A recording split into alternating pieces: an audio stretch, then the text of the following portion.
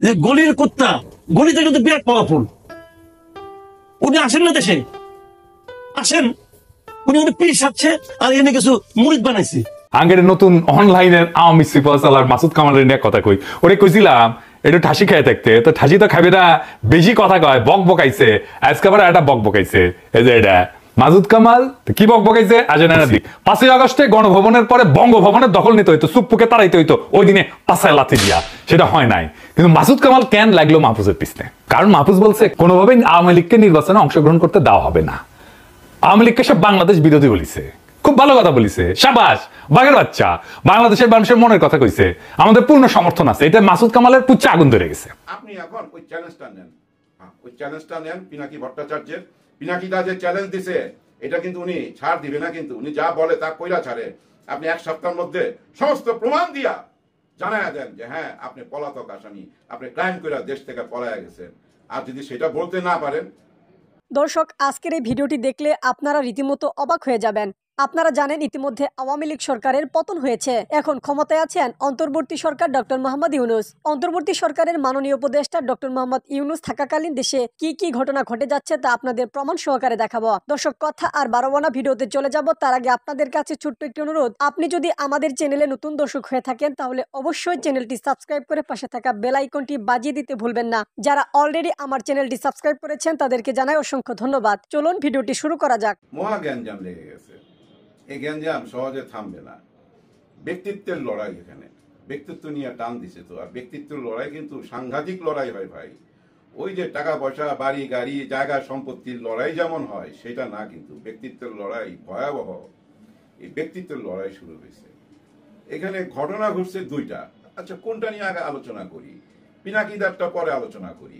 আগে আলোচনা করি জিল্লুর রহমান সাহেব, তৃতীয় মাত্রার জিল্লুর রহমান সাহেব নিজেও একটা ব্যক্তিগত চ্যানেল চালান, ওনার কথাবার্তা বলেন।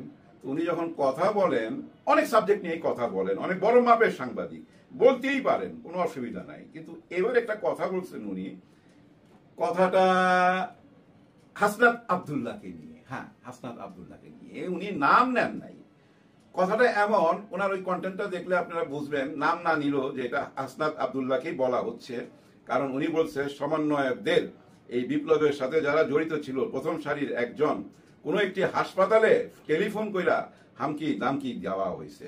ওইখান থেকে একটা লাশ বের করার জন্য ধমকি দেওয়া হয়েছে। 2,20,000 বা 25,000 টাকা ওইখানকার বিল হয়েছে।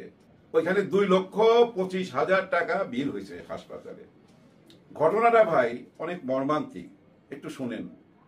এক মা আর বাবা, গরিব মা বাবা, তাদের সন্তানকে চিকিৎসার জন্য হাসপাতালে নিয়ে গেছে। চিকিৎসার সময় মারা গেছে। তাদের এটা নিয়ে কোনো অভিযোগ নাই। চিকিৎসা চলা অবস্থায় মারা গেছে, কোনো অভিযোগ নাই। কিন্তু চিকিৎসা চলাকালীন বিল চলে আসছে 2,20,000 বা 25,000।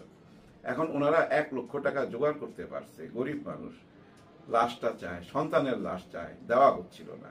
মা বাবা করিডোরে ঘুরতেছে, বসে রয়েছে হাসপাতালের করিডোরে, কেউ কোনো কথা শুনতেছিল না। একবার ওনার কাছে যায়, একবার ওনার কাছে যায়, যারা কর্মকর্তা থাকে হাসপাতালের।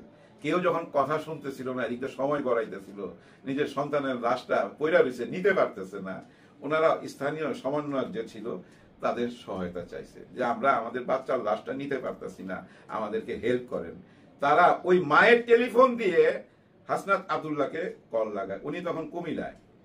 আর ওই টেলিফোনেই হাসনাত আব্দুল্লাহ হাসপাতালের কর্তৃপক্ষের সাথে কথা বলে যে ভাই আপনাদের এখানে যা আইন আছে সেটা আমি সম্মান করি, কিন্তু উনি গরিব মানুষ, যদি পারেন মানবিক কারণে লাশটা দিয়ে দেন। লাশটা দিয়ে দেন, দেখেন আপনারা আলাপ করে। এবং উনি যে হাসপাতালের যে মেইন লোক তার সাথেও আলাপ করতে চাইছে, কেউ সহযোগিতা করতেছিল না। পরে যাই হোক একটা টাইমে লাশ দেওয়া হয়েছে। আর ওই হাসপাতালের মালিক জিল্লুর রহমান সাহেবের কাছে অভিযোগ করছে। মালিক কিনা আমি জানি না, উনি ডাক্তার, উনার বন্ধু, জিল্লুর রহমান সাহেবের বন্ধু। অভিযোগ করছে যে তারা হুমকি ধামকি দিয়া এখান থেকে লাশ নিয়ে গেছে, 1,20,000 টাকা দেয় নাই, এরকম একটা কথা। এই সাবজেক্টটা নিয়ে উনি অনেকক্ষণ কথা বলছে, মানে এটা উনি মেনে নিতে পারে নাই। এর আগেও উনি অনেক সময় এসব চাঁদাবাজির কথা তুলে আনছে সামনে, কিন্তু এতটা সরাসরি বলে নাই। এখানে নাম না বললেও কিন্তু বুঝাই যাচ্ছিল হাসনাত আব্দুল্লাহ বা সার্জিস, যে কোনো একজন, দুজনের যে কোনো একজন বোঝা যাচ্ছিল। হাসনাত কিন্তু আবার এটা জবাব দিছে, সে বুঝা নিছে তাকে যে বলছে সে জবাব দিয়ে বলছে যে আপনি একটু বড় মাপের একজন সাংবাদিক, আপনি তো পারতেন আমাকে একটা ফোন করে জিজ্ঞাসা করতে আসল ঘটনা কি। আসল ঘটনা হাসপাতালে যায় আপনি জিজ্ঞাসা করেন। এবং হাসনাত আব্দুল্লাহ বেশ কিছু চ্যানেলে ফোন করে বলছে যে আপনারা ওইখানে যান, ঘটনাস্থলে যান, জিজ্ঞাসা করেন।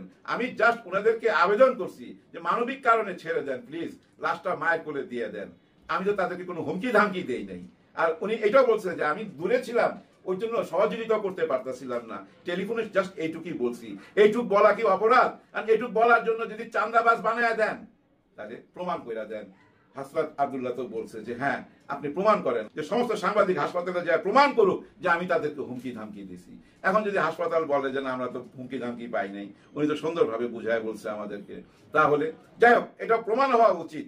এবার আসি আসল ঘটনা। এইটা কিন্তু ভাই ওই হাসনাত আব্দুল্লাহ কিন্তু কোনো চ্যালেঞ্জ করে নাই, সম্মান দিয়ে কথা বলছে জিল্লুর রহমান সাহেবকে, যে বলছে যে আপনি যদি এই ধরনের খবর পরিবেশন করেন আমাকে অন্তত একবার জিজ্ঞাসা করতে পারেন, যদি যেহেতু আপনি জিজ্ঞাসা করেন নাই সেহেতু এই খবরটা সঠিক না, এবং ভবিষ্যতে আপনার খবর কেউ বিশ্বাস করবে কিনা এটা জনগণের ব্যাপার, কিন্তু আমি আর সিরিয়াসলি নিব না আপনার খবর, কারণ আপনি ভুল খবর পরিবেশন করেন।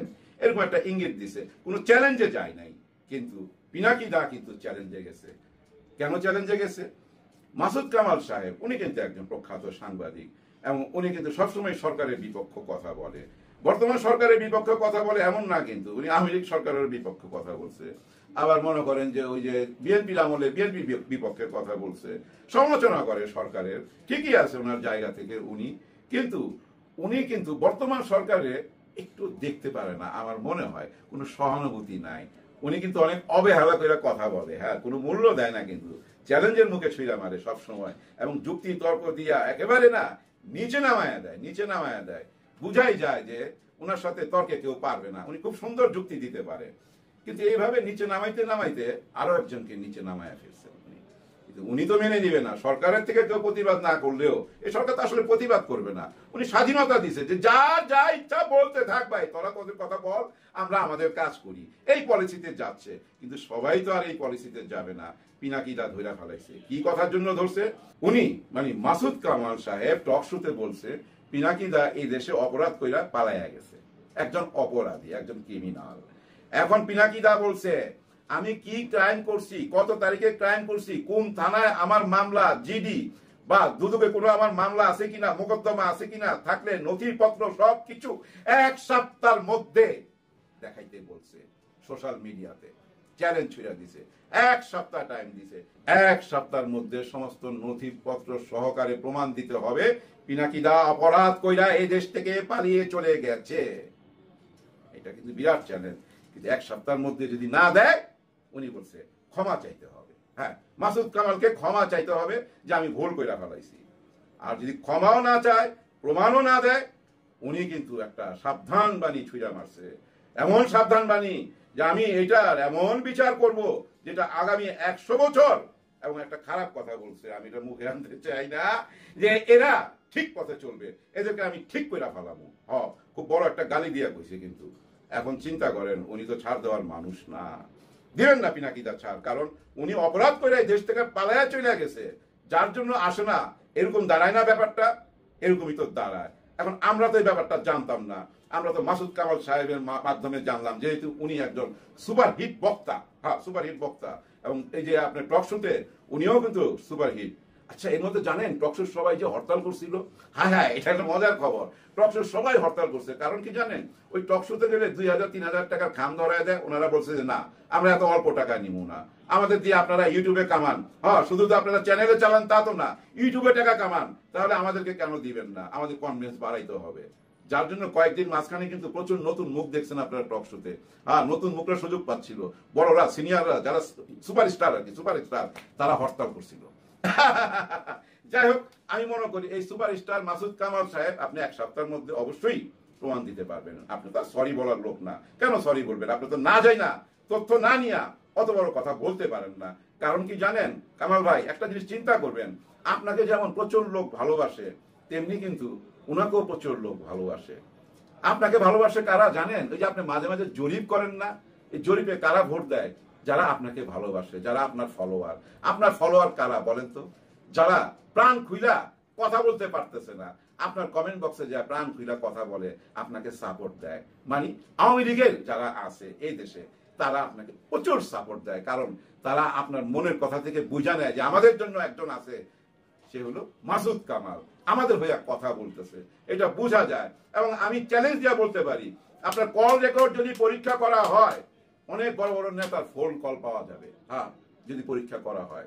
আমিও চ্যালেঞ্জ শুনলাম কিনা, আমি তো চ্যালেঞ্জ শুনলাম না, আমি চ্যালেঞ্জ করবো না, এটা আমার ধারণা যে আপনি কল রেকর্ড যদি চেক করা হয়, আওয়ামী লীগের বহুত বড় বড় নেতা দেশ থেকে হোক বিদেশ থেকে হোক আপনার সঙ্গে যোগাযোগ হয়েছে, একজন হইলেও পাওয়া যাবে, এটা আমি বলে রাখলাম। যাই হোক, আপনি এখন ওই চ্যালেঞ্জটা নেন, পিনাকি ভট্টাচার্যের। পিনাকিটা যে চ্যালেঞ্জ দিছে, এটা কিন্তু উনি ছাড় দিবে না, কিন্তু উনি যা বলে তা কইরা ছাড়ে। আপনি এক সপ্তাহের মধ্যে সমস্ত প্রমাণ দিয়া জানায়া দেন যে হ্যাঁ আপনি পলাতক আসামি, আপনি ক্রাইম করে দেশ থেকে পলায়া গেছেন। আর যদি সেটা বলতে না পারেন, সরি তো বলতেই পারেন। সরি সবচেয়ে সুন্দর জিনিস, সরি না বলা মানে কি জানেন? অহংকার করা।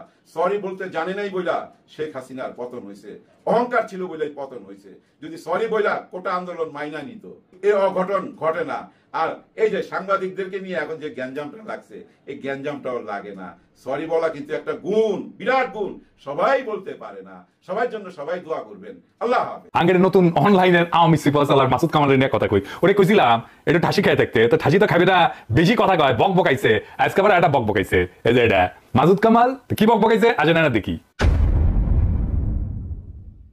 এই সরকারের একজন উপদেষ্টা, গুরুত্বপূর্ণ উপদেষ্টা, যদিও ওনার কোনো পোর্টফোলিও নাই, মানে উনি কোন মন্ত্রণালয়ের উপদেষ্টা সেটা ক্লিয়ার না, তবে গুরুত্বপূর্ণ এটা ওনার বডি ল্যাঙ্গুয়েজে বোঝা যায়, ওনার কথাবার্তা একটা পাওয়া যায়, এবং অন্যদের কথাবার্তা তো কিছুটা বোঝা যায়। মানে ওনার কোনো পোর্টফোলিও নাই, এই জন্য যে আগে একটা কথা বলা হতো না, যে দপ্তর বিন মন্ত্রীকে অনেকে হাস্যরস করে বলতেন যে উজিরে খামাখা। তো আমার মনে হয় মাহফুজ আলমকে উজিরে খামাখা মনে হয় বলা যাবে না, কারণ ওনাকে হয়তো গুরুত্ব বাড়িয়ে দেওয়ার জন্যই হয়তো ওনার কোনো পোর্টফোলিও দেওয়া হয় নাই, অথবা এমন একটা ধারণা দেওয়া হয়েছে যে উনি এতই গুরুত্বপূর্ণ ব্যক্তি, একটা পোর্টফোলিও দিয়ে ওনার গুরুত্বটা কমানোর চেষ্টা করা হয়নি। হতে পারে কিন্তু, কারণ আমরা দেখেছি যে ভারতের দিল্লিতে যিনি মুখ্যমন্ত্রী ছিলেন অরবিন্দ কেজরিওয়াল, ওনার কোনো পোর্টফোলিও ছিল না, উনি মুখ্যমন্ত্রী কিন্তু কোনো পোর্টফোলিও নেননি উনি। মাসুদ কামাল খুব বিলা হয়েছে মাহফুজের উপরে, মাহফুজের নাম দিয়েছে উজেরে খামোখা। কারণ কি? কারণ হচ্ছে মাহফুজের কোনো দপ্তর নাই। সে আবার নিজেই কইছে যে কেজরিওয়ালের কোনো দপ্তর ছিল না, তো মোল্লার দৌড় নাকি মসজিদ পর্যন্ত, আর বাকশালীগের দৌড় ইন্ডিয়া পর্যন্ত, ইন্ডিয়া ছাড়ার কোনো উদাহরণ থাকে না। মাসুদ কামাল কইছে যে মাহফুজ কি ভোট করিছে, ভোট কি জানে? কত লোক আওয়ামী লীগ করে জানেন? কোনো ধারণা আছে আপনার? জীবনে কোনোদিন ইলেকশন করছেন? কোনো একটা পর্যায়ে, জীবনে কোনো একটা পর্যায়ে মাহফুজ আলম সাহেব আপনি ইলেকশন করেছেন? হ্যাঁ, মাসুদ কামাল আপনি ভোট করেছেন? হ্যাঁ, জিন্দগিতে আপনি কেমনে জানেন ভোট কি? আপনি যেমন ভোট না করিয়াই জানেন, ভোট বিশেষজ্ঞ হয়েছেন, ঠিক সেইভাবে মাহফুজ হয়েছে। আপনার কোনো সমস্যা? হ্যাঁ, আপনি কি ছাত্র সংসদ নির্বাচন করেছেন? হ্যাঁ, জিতেছেন, দাঁড়িয়েছেন? আমি করেছি, জিতেছিও। হ্যাঁ, বিপিজিএস পদে। হ্যাঁ, জাতীয়ভাবে নির্বাচন করেছেন, সারা দেশে লাখ লাখ ভোটারের কাছে গেছেন কোনোদিন? হ্যাঁ, জানেন কেঙ্কা করে করা লাগে? আমি করেছি, জিতেছিও। বিএমএর সেন্ট্রাল কমিটিতে, বাংলাদেশ মেডিকেল অ্যাসোসিয়েশনের সেন্ট্রাল কমিটিতে আমি জিতেছি, জাতীয় পর্যায়ে নির্বাচন করিয়া। রাজনীতি করেছেন জিন্দগিতে? করেন নাই। তো বাক্য জানেন কেন রাজনীতি নিয়া? ওটা তো জানেন না, আপনি রাজনীতি বুঝেন। যাই হোক, মাহফুজের ডিফেন্ড করা বা গ্লোরিফাই করা আমার দায়িত্ব না। ছাত্রদের অবশ্যই অনেক দুর্বলতা আছে, যার জন্য আজকে আমাদের কেমন একটা পরিস্থিতিতে পড়তে হয়েছে যে আমরা হইতে পারতাম সেটা হইতে পারতেছি না। এটা আমি নিজেও বলছি। 5ই আগস্টে গণভবনের পরে বঙ্গভবনের দখল নিতে হইতো, চুপ্পুকে তাড়াইতে হইতো, ওই দিনে পাছায় লাথি দিয়া, সেটা হয় নাই। কিন্তু মাসুদ কামাল কেন লাগলো মাহফুজের পিছনে? কারণ মাহফুজ বলছে কোনোভাবেই আওয়ামী লীগকে নির্বাচনে অংশগ্রহণ করতে দেওয়া হবে না। আওয়ামী লীগকে সব বাংলাদেশ বিরোধী বলিছে, খুব ভালো কথা বলিছে, শাবাশ, বাঘের বাচ্চা। বাংলাদেশের মানুষের মনের কথা কইছে, আমাদের পূর্ণ সমর্থন আছে। এটা মাসুদ কামালের পুচ্ছে আগুন ধরে গেছে। আওয়ামী লীগ বড় দল না, আসলে জামাত বাংলাদেশ বিরোধী। আওয়ামী লীগের এত লোক, বড় দল কুই যাবে? এটা কি দেশ থেকে বেড়ে যাবে? আওয়ামী লীগের মাহফুজ উম্মাদ এমনকি এটাও কইছে যে দেশে বিভক্তি আনা হইতেছে। শুনেন ওর কথাই শুনুন। বর্তমানে যে রাজনৈতিক দলগুলো আছে তার মধ্যে একমাত্র জামাতে ইসলাম বাংলাদেশের জন্মের সময় বিরোধিতা করেছিল, সেই সময় তারা বাংলাদেশপন্থী ছিল না। কত লোক আওয়ামী লীগ করে জানেন? কোনো ধারণা আছে আপনার? আওয়ামী লীগের সব লোককে নিয়ে আপনি কি করবেন? কোন দেশে পাঠাবেন? কোথায় পাঠাবেন আপনি? বঙ্গোপসাগরে ফেলে দেবেন?